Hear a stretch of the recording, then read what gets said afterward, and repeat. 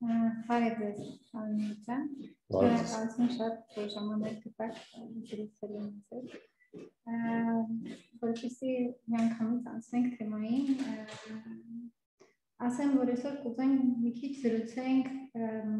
ձեր փորձը հաշվի առնելով, այսքան երկար տարիներ, շատ գյուղացուց սկսած մինչև տնտեսական համակարգի դուք առիթ եք ունեցել շփվելու, հասկանալու Հայաստանում գյուղատնտեսությունը, ինչպես է ապրել, ինչպես է շնչել ու մինչև հիմա։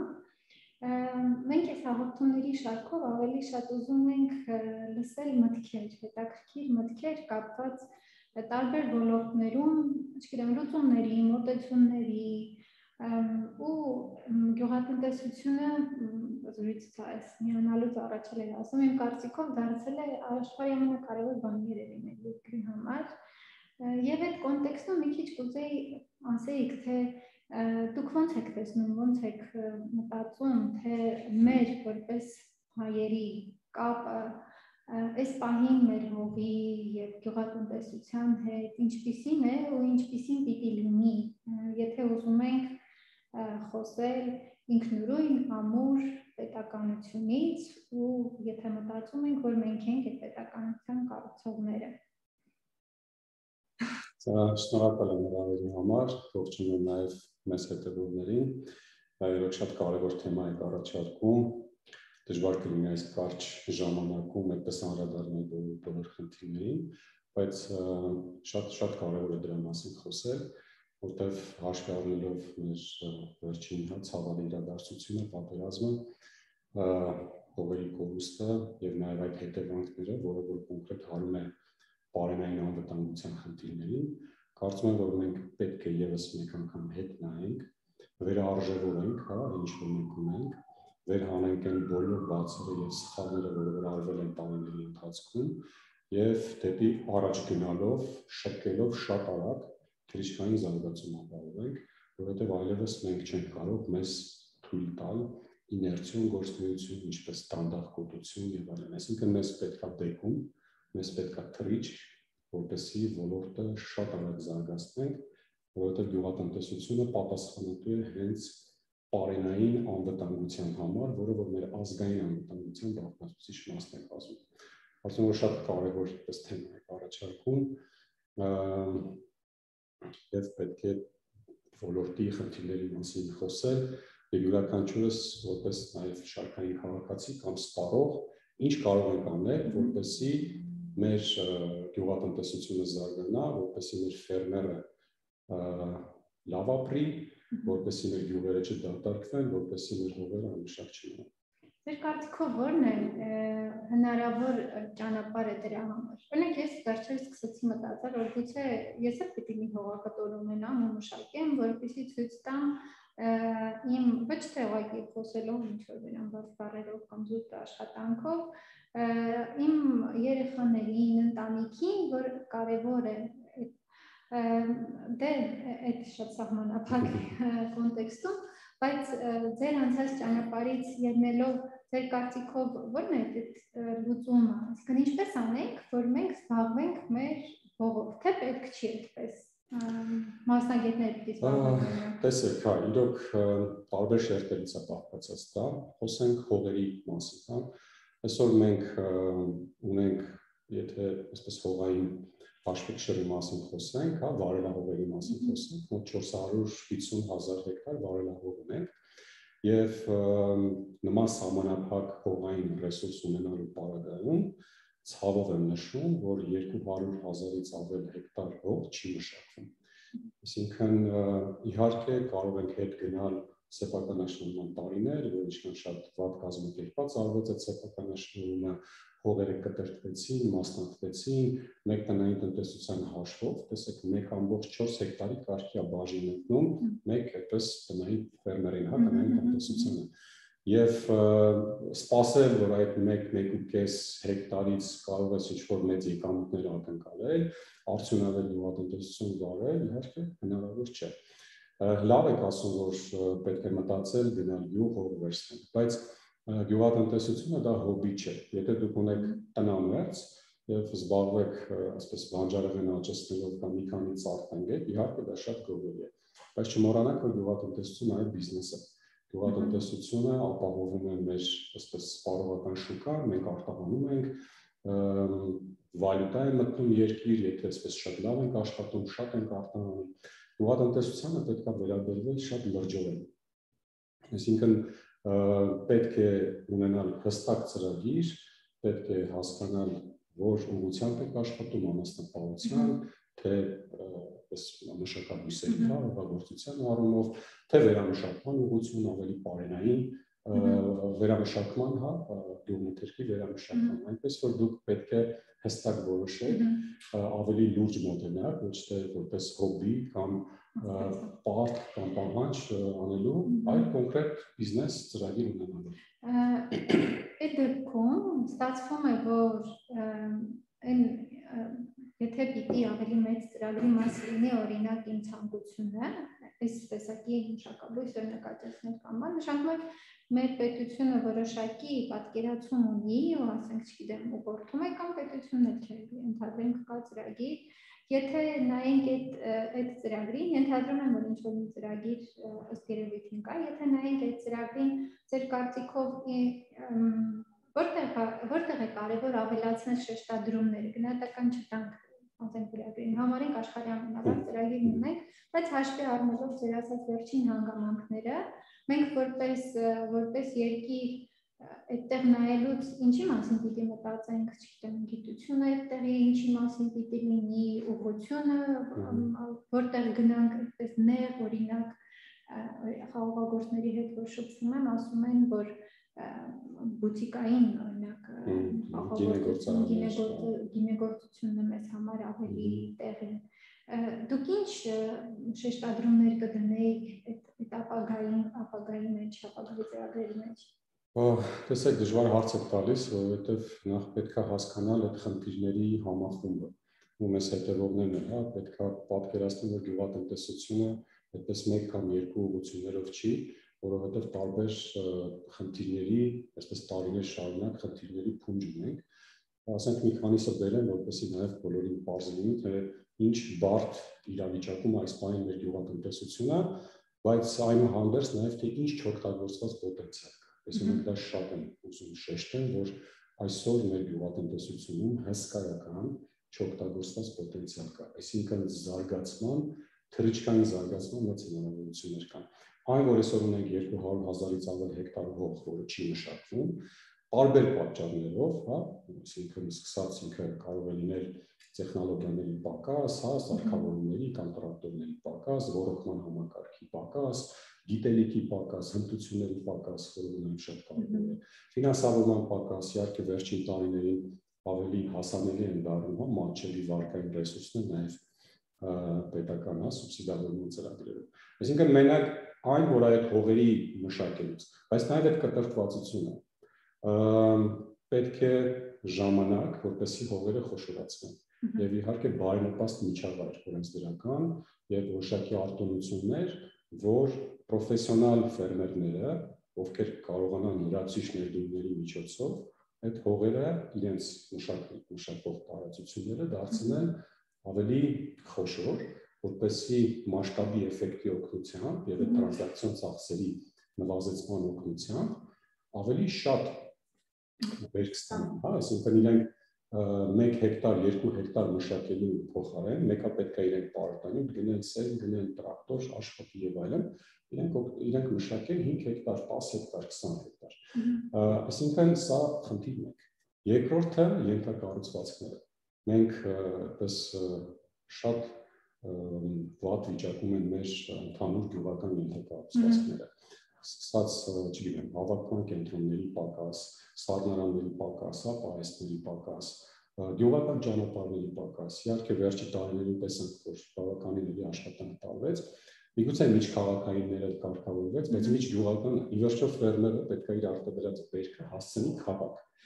Ֆերմերը շուկային կապվելով է, որ որոշակի բարեկեցություն է ստանում, Այսինքն եթե ինքը պետք է բնամեթերային տնտեսություն որպես այսպես զարգանք չի կարող, ինքը պետք է անպայման այդ առևտրայնացման այդ կոմպոնենտը պետք է ավելի բարձր լինի եւ կարողանա վաճառել, ձեռք բերել եկամուտ եւ ներդրումներ անել, զարգացնել եւ այլն։ Ռոռոկման համակարգերի մասին եք խոսում, հա, կարկտապաշտպան ցանցերի մասին, վերջո այսօր բնությունը բավականին մեծ վնասներ է հասցնում գյուղատնտեսությանը։ Գյուղատնտեսական ապահովագրությունը նոր-նոր է սկսում, այդպես շատ սաղմնային փուլում է։ Ընդամենը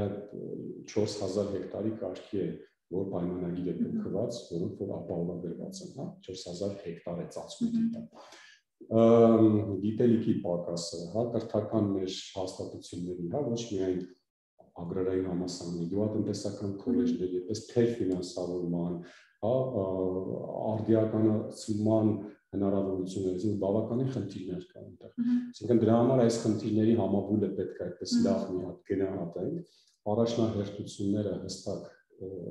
սահմանենք եւ իհարկե ամենակարևորը ռեսուրսներ, ներդրումներ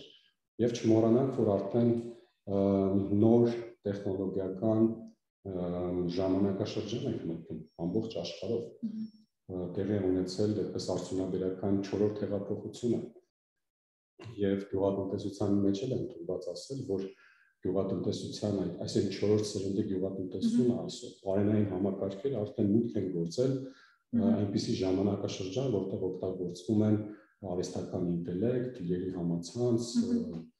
դրոններ, սենսորներ, ռոբոտներ եւ այլն եւ այլն։ Եվ այդ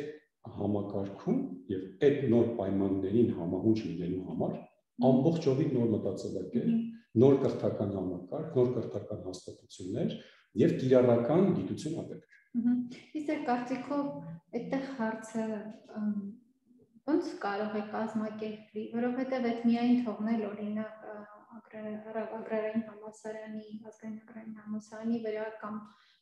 տեղեկատվական տեխնոլոգիաների վրա կյանքում չի լուծվի։ Իհարկե։ Այդ ինչ-որ sense պլատֆորմի նման ուրեմն շատ ո՞նց են անում աշխարհում։ Տեսեք, նախ դուք խոսում եք ռազմավարական փաստաթղթի մասին, չէ՞։ Իհարկե կա նման փաստաթուղթ, դա կոչվում է գյուղատնտեսության զարգացման 2020-30 թվականների ռազմավարություն։ Մենք նույնպես մասնակցել ենք այդ ռազմավարության մշակմանը, մեր մասնագետներով կարծիքներ ենք ուղարկել էկոնոմիկայի նախարարություն, եթե չեմ սխալվում, հաստատվել է 2019 թվականին, ու այնտեղ շատ կարևոր առաջնահերթություններ է դրված 7 հիմնական ուղղություններով պետք է այդպես զարգացվի գյուղատնտեսությունը։ Միայն ուրեմն նաև պետության եւ նաեւ միջազգային դոնոր ընկերությունների, կազմակերպությունների օգնությամբ հնարավոր չի կամ միայն ագրարային համալսարանների։ Մեզ շատ կարևոր է այդ կոչվում է public-private partnership-ը, այսինքն հանրային եւ մասնավոր հատվածի ակտիվ համագործակցություն։ Ցավով եմ նշում, որ օրինակ այդ դիալոգը երկար տարիներ չի եղել։ Այսինքն եթե մենք ուզում ենք արդեն նոր այսպես իրավիճակին պատրաստ լինել, ենթադրենք ագրոտեխնոլոգիական առաջընթացի, ուրեմն թե կրթական հաստատությունները, թե պետությունը, թե մեծ խոշոր ագրոբիզնեսները, վերամշակող ձեռնարկությունները պետք է նստենք սեղանի շուրջ եւ խոսենք, դիալոգ է պետք։ Մենք պետք է նույն լեզվով խոսենք։ Ցավոք սրտի մինչև հիմա նույն լեզվով չենք խոսել։ Տարբեր են եղել մեր լեզուները, դրա համար իրար չենք հասկացել։ Հիմա տեսնում եմ, որ ցանկություն կա նստել սեղանի շուրջ, դիալոգի ցանկություն կա, այդպես արդեն լեզուներն են փորձում մոտենում իրար։ Մի քիչ եկեք նաև քննարկենք գիտության հարցը այս ամբողջ կոնտեքստում, որովհետև ինչ ուզում է լինի հիմա հատկապես թե տեխնոլոգիաների առումով, բայց նաև բիոինժեներիայի, կենսաբանության, ասենք նոր տեսակի, չգիտեմ, բույսերի ստացման եւ այլն կոնտեքստում շատ կարևոր է դառնում գիտությունը։ Ինչ եք կարծում, մեր մոտ այդտեղ աշխատանքը էլի ոնց կարելի է ակտիվացնել կամ օրինակ ձեզ մի օրինակ բերեմ, երբ որ IT-ում ենք խոսում նրա մասին, թե ուր գնա տեխնոլոգիական, ասենք, զարգացումը, մի մոտեցում կար, որ այնտեղ որտեղ արդեն լավ ենք ու հաջողել ենք, այդտեղ փորձենք ավելացնել գիտելիքը ու ստանալ ավելի շատ արդյունք։ Եվ մեկ այլ մոտեցում դրվեց սեղանում, որ գնալ ընդհանրապես չուսումնասիրված եւ թռիչքաձև, ասենք, այն տեխնոլոգիաների ուղղությամբ, որոնք հələ խոսակցություն են օդի մեջ, ոչ ոք էլ լավ չի պատկերացնում կլուծեն այդ հարցերը, թե չէ, օրինակ 5G տեխնոլոգիաներ այն ժամանակ, արհեստական բանականություն, ու այդպես այդ թռիչքից հետո նոր կառուցել այդ բանը, կամուրջը, հա, գյուղատնտեսությունում ու առհասարակ գյուղատնտեսություն այդ հարցը ոնց կարելի է կամ ինչ է կարծում այդ ուղղությամբ։ Շատ կարևոր է գիտության դերը այստեղ ու էլի տարիներ շարունակ էլի ցավով պետք է արձանագրեմ, որ գիտության մեջ հիմա էլ կա, եղել է եւ կա հսկայական պոտենցիալ, որը չի օգտագործվել, եւ գիտական արդյունքը կարծես թե մնացել է հոդվածների մեջ, գրադարաններում եւ չի հասել ֆերմերին։ Եվ այդ արդյունքը հնացել է։ Միգուցե այն ժամանակ, որ ճիշտ կառավարվեր եւ այդ ստեղծված գիտական արդյունքը ներդրվեր, առևտրայնացվեր, կարող է մենք այսօր գլոբալ մակարդակի պրոդուկտներ ունենանք։ Այսինքն դա բաց ենք թողել։ Բայց պետք է հիմա այդ ձերացած թռիչքային զարգացում ունենանք, որովհետեւ կիրառական գիտությունը աշխարհում այնքան է զարգացել եւ այդ cross disciplinary գիտական, հա, կենտրոնները եւ գիտական ուղղություններն են զարգացել, հա, խոսում ենք այդ բիոինժեներինգի կամ կենսատեխնոլոգիաների, ագրոթեքի, IT, գյուղատնտեսություն, եւ եթե մենք ուղղակի մեծ քայլերով կամ տես թևերը չբացել եւ գնալ առաջ, հա, թռիչքային քայլեր չանենք, շատ հետ ենք մնալ։ Ու նաեւ համաձայն եմ ձեր այն մտքի հետ, որ մենք պետք է նաեւ ուսումնասիրենք այն ուղղությունները, որոնք Հայաստանում ոչ միայն Հայաստանում զարգացող երկրներում էլ շատ բաց են եւ զարգացման հզոր պոտենցիալ կա, որովհետեւ եթե մենք պետք է այդ արդյունքը դիտարկենք միայն Հայաստանում, դա շատ սահմանափակ մոտեցում է։ Մեր գիտությունը, կիրառական գիտությունը, նորարարական, հա, ստեղծարար այդ ստարտափ էկոհամակարգը պետք է աշխատի գլոբալ լուծումների վրա։ Ագրոթեք շուկան 2019 թվականին մոտավորապես 17 միլիարդ դոլար էր գնահատվում եւ հաշվարկները ցույց են տալիս, որ մինչեւ 2027 թվականը այն կկազմի մոտ 40 միլիարդ դոլար։ Այսինքն սա մի տեղ է, որտեղ եւ IT-ն եւ գյուղատնտեսությունը համատեղ կարող են առաջարկել ամբողջ աշխարհին տեխնոլոգիական լուծումներ, ագրոտեխնոլոգիական լուծումներ, որոնցով կարելի է ինչ-որ գյուղատնտեսության, պարենային անվտանգության, թափոնների կառավարման, արտադրողականության բարձրացման հարցեր լուծել։ Սա մի ուղղություն։ Հաջորդը դա այդ բիոթեք ոլորտն է, կենսատեխնոլոգիական ոլորտը, հա, խոսում եք դուք այդպես նոր սորտերի, գենետիկայի, սելեկցիայի եւ այլն։ Հիմա տեսեք, բազմաթիվ ներդրողներ կան, ովքեր գումար իրենց ձեռքում, ուզում են այգի հիմնել, չգիտեն որտեղից տնտի վերցնել, չգիտեն որտեղից սեր վերցնել, հա, մարդիկ ուզում են ֆերմա հիմնել, անասնապահական, որտեղից են բերում կովերը դրսից։ Այսինքն միայն Հայաստանում չի սա, ամբողջ Կովկասում եթե նայենք, ուրեմն 80% նման այդ գենետիկ մատերիալի, հա, սերմերի, պարարտանյութերի, բուժանյութերի եւ այլն դրսից է գալիս։ Այսինքն մեր գիտական պոտենցիալը այդ ապրանքային շուկայում ընդհանրապես չկա կամ շատ քիչ է։ Եթե մոտ 80%-ը ներկրվում է, ուրեմն մենք ընդհանրապես շատ մի փոքր տոկոսի վրա ենք աշխատում։ Մինչդեռ սովետական միության ժամանակ մենք հզոր գիտահետազոտական ինստիտուտներ ենք ունեցել եւ ցավոք սրտի փլուզումից հետո այդ գիտահետազոտական ինստիտուտները փլուզվել են կամ շատ վատ վիճակում են եւ այսօր պետք է իրենց այսպես մոդեռնիզացնել, վերապատրաստել, վերազինել, ենթակառուցվածքները հզորացնել, այն գիտական միտքը, այն փորձը, որ կա, այսպես նոր շունչ հաղորդել։ Եվ իհարկե դա պետք է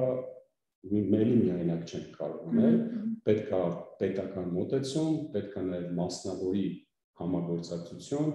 պետք է հավաքագրել մասնավորի այն խնդիրները, որոնք հնարավոր է մեր գիտնականների հետ մեր լուծումներով լուծել, ներդնել այդ արդյունքը եւ իհարկե դրա վրա կառուցել բիզնես գաղափարներ, որ այդ լուծումներով միգուցե լուծենք Ուզբեկստանում խնդիր, Տաջիկստանում խնդիր, Վրաստանում խնդիր, Աֆրիկայում խնդիր, որովհետեւ դա է այսօր արժեք ստեղծում։ Իսկ կարող ենք այդ պոտենցիալը կա, այսինքն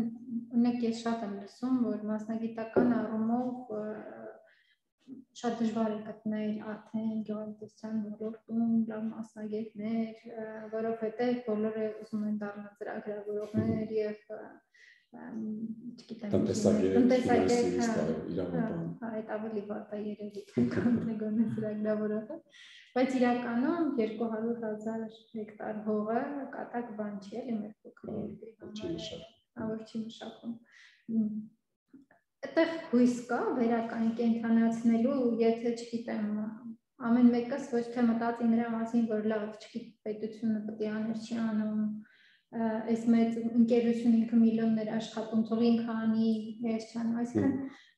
ոնց եք մտածում, ոնց անենք, որ առաջ նայելով, էլի, ակտիվացնենք։ Հույս միշտ կա, իհարկե ճանապարհներն կան, եւ մենք վերջին 2-2.5 տարվա ընթացքում agrarային համալսարանը գնում է հենց այդ ճանապարհով։ Այսինքն ամբողջովին տրանսֆորմացնում ենք մենք agrarային համալսարանը որպես ագրոտեխնոլոգիական կրթության եւ գիտության գերազանցության կենտրոն։ Դա ուղղակի ասելով հնարավոր չի, այդպես ասել, որ մենք դառնում, այո, մենք քայլ առ քայլ գնում ենք այդ ճանապարհով։ Իհարկե այդ խնդիրը կա, այսօր ոլորտում բարձրակարգ մասնագետների շատ մեծ պահանջարկ կա, կոնկրետ agrarային ճարտարապետների, ագրոնոմների, հա, ասենք ջերմատնային բիզնեսն է զարգանում, ինտենսիվ այգեգործությունն է զարգանում, ռոռոկման համակարգեր, պարմանքերքի, հա, այսինքն վերամշակման ոլորտում սննդամթերքի անվտանգություն, եւ սա է խնդիրը, այսինքն վերջին 5-10-15 տարիների այդ խնդիրների արդյունքում, երբ որ կրթությունում բարեփոխումները այդքան արագ չի լինում, այսինքն դու պետք է մեծ ինստիտուտներ, այո, շատ այսպես հետևողականորեն շարունակական ներդրումներ անելով, արդյունքը տեսնելու ենք մենք, հա, գուցե 10-15 տարի հետո, բայց այսօր է պետք բարձրակարգ ագրոնոմ, հա, մի քանի տարի առաջ գինեգործներն էլ այդ խնդիրներ ունեին, գինեգործարանները վերում են իրենց գինեգործներին Ֆրանսիայից, Իտալիայից, հա, Արգենտինայից եւ այլն։ Եվ այդ ժամանակ էլ մենք, հա,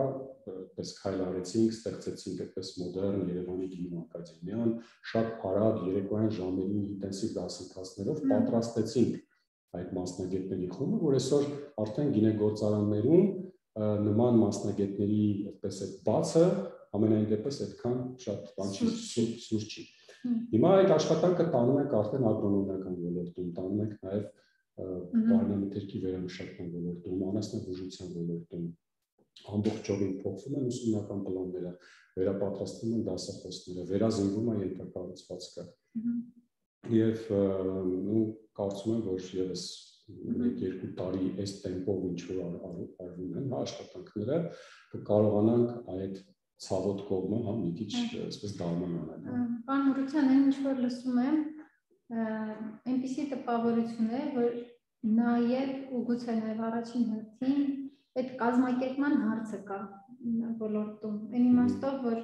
փաստորեն ինդուստրիաներ կան, որ գոնե տեսնում ենք, սկսում են զարգանալ, օրինակ գինեգործության օրինակով, չգիտեմ, ջերմատնային կաթնագործությունը ակնհայտ է օրինակ, եւ մի քանի բաներ կան, որ մենք ամեն օր այդ արտադրանքը սպառում ենք։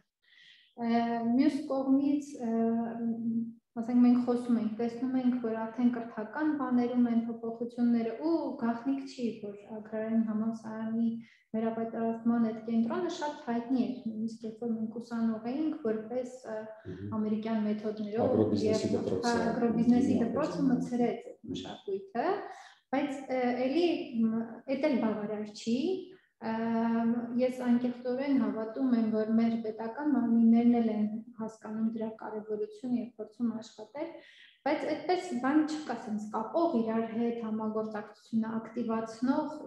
գուցե մի տենց կառույցի, չգիտեմ, միության բան է պետք, որ կազմակերպի բոլոր տեղերից դիալոգը, թե չէ, կարծում եք ոնց որ ինքն իրան պիտի զարգանա այդ։ Չէ, տեսեք, ուղղակի պետք է այդ մշակույթը փոխել հենց աշխատանքով։ Սկսեմ այն ամենապարզ պրակտիկաներից։ Եթե պետք է այդ մեր գործընկերների հետ պրակտիկաները, ուսանողների պրակտիկաները կազմակերպենք արհեստական, ոչ մի լավ բանի չենք հասնի։ Ձեր նշած ագրոբիզնեսի դպրոցում մենք հասել ենք նրան, որ մեր պրակտիկանտները վճարվում էին 2001 թվականին խոսել վճարովի պրակտիկայի մասին, դա այդպես աբսուրդ էր, որտեղ ոչ մեկ չէր պատկերացնում, ինչպես կարելի է հերթ կանգնել պրակտիկաների համար, վերցնել պրակտիկանտի եւ վճարել։ Այսինքն պետք է տալ ուսանողական կենտրոն որակյալ բարձրակարգ կրթություն, մրցունակ կրթություն եւ հավատացեք մեր գործընկերները, հա, գործատու ինդուստրիայի ներկայացուցիչները կբացեն դռները եւ կհամագործակցեն։ Այսինքն պետք է կոնկրետ մեթոդներ, մոտեցումներ, համատեղ աշխատանք, նույն ձեր նշած ոլորտային կազմակերպությունները կան, գինեգործների միություն, հա, խաղաղագործության գինեգործության զարգացման հիմնադրամ, բոլորի հետ շատ ակտիվ աշխատում են։ Երևի ամեն շաբաթ 3-ից 5 հուշագիր եք ստորագրում։ Այսինքն բավականին մեր գործընկերների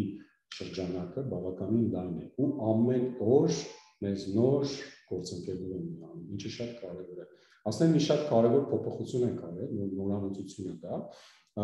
մեր բակալավրիական 4-ամյա կրթական ծրագրի մեջ մի ամբողջ կիսամյակ դարձրել ենք աշխատանքային պրակտիկա։ Այսինքն ուսանողը իր այդ մի ամբողջական կիսամյակը անցկացնելու է գործակիի մոտ եւ ինքը վճարվելու է դրա համար։ Այդ ձեր ասած կամրջակի էֆեկտը աշխատանքի տեղավորվելու արդեն մենք ուսանողական նստարանից, այ 3-4 կուրսից մենք տրամադրելու ենք ուսանողներին։ Գիտեք, նաև մի բան կուզեի հասկանալ, հիմա հաստորեն մեր երկրում այնպես է ստացվել, որ գյուղատնտեսի մասնագիտացումը մի քիչ մոդայիկ չի։ Բայց մյուս կողմից, չգիտեմ, երեք տարիքի հետ է լինում, բոլորս ինչքան մեծանում ենք, այնքան ավելի բնությանը այդ մասում ոնց անենք, որ էլի ստեղծենք այդ սերը դեպի բնությունը, դեպի քո երկիր, որտեղ ամեն ինչ այդտեղից է սկսում, այդ պատմություններից, մանկությունից ու եթե ակտիվացնում ես այդ կապը, հետո նաև ուզում ես վերադառնաս, հոգատար լինես, այդ մասով կուզեի լսել ձեր կարծիքը ու հետո կուզեի մի քիչ էլ ասեիք մեր աշխարհին տալու, մեր համար ստեղծելու բանալին ոնց եք տեսնում։ Լավ, եկեք առաջին հարցը, հետո երկրորդը։ Տեսեք, առաջինի հարցը լուծել է այսպեսին է, մենք պետք է մասնագիտական կողմնորոշման աշխատանքներ տանենք։ Տեսեք, մի կողմից կա մասնագետի պահանջարկ եւ բարձր տրվում։ Ասենք առանց կաշկանդվելու կարող ենք ասել, որ օրինակ բարձրակարգ ագրոնոմները կարող են վճարվել այնքան, ինչքան որ ՏՏ մասնագետները, ծրագրավորողները, թող ձեզ զարմանալի չթվա։ Մենք ունենք այսօր ջերմատան ագրոնոմներ, ովքեր 800,000 դրամից մինչև 1 միլիոն դրամ աշխատավարձ են ստանում։ Երբ որ այս ինֆորմացիան հասնի դպրոց, հասնի նաև այդ երեխաների ծնողներին, իրենք կհասկանան, որ դա շատ այսպես արժանավայել կյանք կարող է ապահովել իրենց երեխայի համար եւ ավելի լավ է, ասենք, դառնա ագրոնոմ, դառնա գինեգործ, հա։ Այսինքն մասնագիտական կողմնորոշման աշխատանքներ պետք է գնալ, տեղեկացնել, կարիքները ներկայացնել, եւ իրոք այս աճը մասնագետների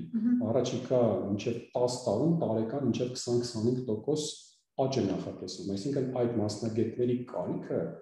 առաջիկա 10 տարում լինելու է, մանավանդ որ տեսնում եք, թե ինչ պոտենցիալ կա։ Այդ պոտենցիալը մենակ այդ 200,000 հեկտարի մասին չի։ Մենք 65%-ը մեր արոտավայրերի չենք մշակում։ Խոթարքների մոտ 50%-ը չենք օգտագործում։ Մենք հսկա պոտենցիալ ունենք նոր այգիներ հիմնելու։ Հիմա հազարավոր հեկտարներ ինտենսիվ այգիներ են հիմնվում։ Շատ մեծ պրոյեկտներ կան ներդրումային, 100 հեկտարով, 500 հեկտարով, 1000 հեկտարով։ Բայց առաջի խնդիրը գիտեք ինչն է ներդրողները։ Մարդկային կապիտալը։ Այսինքն ասում են լավ, մենք փողը դրեցինք, ում ենք հանձնելու կառավարման, ովքեր են լինելու ագրոնոմները, ովքեր են լինելու մեխանիզատորները եւ այլն։ Այսինքն այստեղ շատ կարեւոր է այդ պատմությունը հասցնենք դպրոցներին, ծնողներին, ինչու՞ չէ, եւ նաեւ այդ հաջողության պատմությունները, որովհետեւ մեր շրջանավարտները արդեն աշխատանքի են տեղավորվում, բարձր տեղով աշխատանք են ստանում եւ այդ պետքա այդ հաջողության պատմությունները հասցնենք։ Եվ դպրոցներից ենք բերում այստեղ։ Մենք հիմա իհարկե անում ենք շաբաթական 2-3 դպրոց աշակերտներով գալիս են եւ ցույց են տալիս մեր փոփոխությունները, ենթակառուցվածքները, նոր լաբորատորիաները, նոր մասնագիտությունները եւ նաեւ այն գործիքակազմը, իրանք ինչ կսովորեն, ինչ գործիքի կտիրապետեն եւ դրանով ինչքան գումար կհաստատեն։ Դա շատ Հետո պիտի որ պատիվ լինի, չէ՞, հող ունենալ այդ հողը մշակել։ Չգիտեմ, ինչ որ ինձ թվում է դրա մեջ ինչ որ վեհություն կա, որ ասենք թե համակարգիչ ունես ծրագիր ես գրում, բայց որ հող ունես ու կենթանի բաներ ես աճացնում, ինձ մի տեսակ շատ ողջավորել է թեման։ Հա, շատ։ Ու հող ունենալը եւ չմշակելը դա ավելի վատ է։ Ես հիշում եմ 90-ական թվականներին մեր ընտանիքում, օրինակ պետքա ամոթ կլիներ, եթե մեր հողերը չմշակվեր։ Էլի մենք սեփական աշտարումից էլի կտրտված հողակտորներ էինք ստացել, 2-3 կտոր, մեկը մյուսից մի 20-30 կիլոմետր հեռավորության վրա, բայց նույնիսկ այդ դժվարին պայմաններում, հա, 90-ականների սկիզբ, ես հիշում եմ, որ հայրս ամեն տարի ասում էր, որ ոնց կլինի իմ հողը մշակված չլինի։ Ցավոք սրտի տարիների ընթացքում եւ այդ խնդիրների համատեքստում, որ նշեցի, շատերը չկարողացան մշակել։ Լավ, ինչքան կարող ես այդպես կտրտված ոչ արդյունավետ մշակել, արդյունքը չտեսնել, կորուստներ ունենալ, ծախսերը չփակել, եւ ի վերջո շատերը բռնեցին այսպես խոպանի ճանապարհը, հողերը մնացին, չմշակվեցին, հա, եւ այս խնդիրների կուտակումով եղավ այն ինչ որ ունեցանք հիմա։ Լավ, եթե հիմա մտածենք նրա մասին, թե ինչ տանք այստեղ աշխարհին կամ արժի տալ թե չտալ, չգիտեմ, որտեղ տարբեր նշանակ արժի տալ, իհարկե մենք փոքր երկիր ենք եւ նաեւ մեր բրենդը տարածում ենք նաեւ ՏՏ ոլորտում դուք շատ մոտ կանգնացեք, այսինքն խնդիր լուծող ազգ, այսինքն բարդ խնդիրներ լուծելու հնարավորություն ունեցող մարդկային կապիտալ ունեցող երկիր ենք, հա, մենք մեր ուզում բրենդավորել։ Եվ այստեղ մենք պետք է տանք աշխարհին նման smart տեխնոլոգիական լուծումներ, որովհետև դրանից բավականին մեծ գումար կգա մեր երկիր։ Եվ այսօր դրա պոտենցիալը կա։ Այսօր պոտենցիալը կա նշեցի ագրոթեք ոլորտում, պոտենցիալը կա կոչվում է clean tech ոլորտ, երևի ծանոթ կլինեք, այսինքն լուծումներ, որոնցով հնարավոր է մեղմացնել բնապահպանական ռիսկերը, հա, այսինքն նաև վատ հետևանքները, որը որ նաև Հայաստանում կա, եթե հանքային արդյունաբերության մասին խոսենք։ Բայց տեսեք, մենք լինելով Հայաստանում, մենք Հայաստանը կարող ենք սարքել հարթակ, ունենք այդքան ՏՏ ոլորտի մեծ հզոր մասնագետներ եւ ունենք նաեւ գյուղատնտեսության, բնապահպանության մասնագետներ, պետք է համախմբել ուժերը բոլոր նորարարներին, ստեղծարար մտածող, հա, SME փոքր միջին բիզնեսի խմբերին եւ մշակել լուծումներ clean tech շուկայի համար։ Ուրեմն մի թիվ բերեմ, մինչև առաջի տասնամյակում, հա, այսինքն մոտ 10 տարվա կտրվածքով համաշխարհային բանկի հետազոտության արդյունքներով clean tech-ի շուկան զարգացող երկրներում, դա մոտ 145 երկիր է, 6.4 տրիլիոն դոլար է գնահատվում, այսինքն այդքան գումարի ներդրումներ են արվելու 145 երկրներում clean tech-ի ոլորտում։ Դա կեղտաջրերի մաքրման, ջրերի մաքրման, ոռոգման համակարգերի, բիոֆիլտրացիայի, արևային պանելների, լուծումների, էներգիայի շատ տարբեր հնարավորություններ։ Այսինքն պետք է ունենալ ստարտափներ կամ բիզնեսներ, դա միայն գլոբալ high-tech կամպանիաների համար չի։ Նաև այստեղ կա մոտ 1.5-2 տրիլիոն դոլարի շուկա, որը որ հասանելի կլինի փոքր, այսպես քիչ եկամուտ ունեցող երկրների բիզնեսներին։ Այսինքն Հայաստանի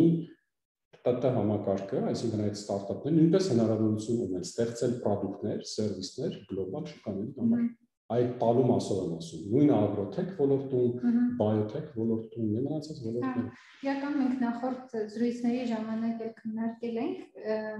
clean tech-ը ու այդ ալտերնատիվ էներգետիկ աղբյուրները պայմանավորված են դրանց անհրաժեշտություն պայմանավորված են նրան, որ երկի ընդերքի ռեսուրսները սպառվում են, ու իսկապես դա գլոբալ աշխարհի խնդիրն է, ու հիմա աշխարհը փորձում է լուծել, եթե մենք մտնենք, դառնանք դրա մասնակիցը, մենք ցույց կտանք, որ կարող ենք թռիչքային զարգացումը կունենանք, այսինքն մենք կզբաղվենք մի բանով, որտեղ չենք զբաղվել, եւ մեր գիտնականները իրենց ներուժը կօգտագործեն, եւ բավականին մեծ այստես արտարժույթ կհոսի Հայաստան, այլ ոչ թե լուծման նման է, որ թե հնչում բանության վերջին հարցը ստամ։ Եթե բոլոր հյուրերից տալիս են, եթե ձեր պատասխանատվության շրջանակը հնարավոր լիներ ընդլայնել, ինչքան կուզեք, բայց մեր երկրի սահմաններում ինչ ամենակարևոր ոնց որ հարցերը կամ ինչ ամենակարևոր լուծումներով կզբաղվեիք դուք որպես, չգիտեմ, ամենապատասխանատու անձի ընդհանրենք Հայաստանի Հանրապետության, ինչն է ձեզ տանջում, որը տենց մտածում եք անպայման էս շատ կարևոր է։ Տեսեք, երևի շատ պարզ կլինի պատասխանը, ամենակարևորը կլինի ներդրումները կրթության մեջ, մարդու մեջ, մարդկային կապիտալի մեջ, որովհետև եթե մենք ունենանք մրցունակ կրթական համակարգ, այդ նշած բոլոր հարցերը կարող ենք լուծել։ Այսինքն իմաստ չունի ասել, որ չգիտեմ, ենթակառուցվածքների մեջ գումար կդնենք, անցվեր գիտությունը եւ այլն, մարդկային կապիտալի խնդիր է։ Պրոֆեսիոնալ մասնագետը կկարողանա այդ գումարներն գտնել, պրոֆեսիոնալ մասնագետը կկարողանա գերազանց օրենքներ գրել, կկարողանա համախմբել, ստեղծել հարթակներ, միավորել ներդրողին,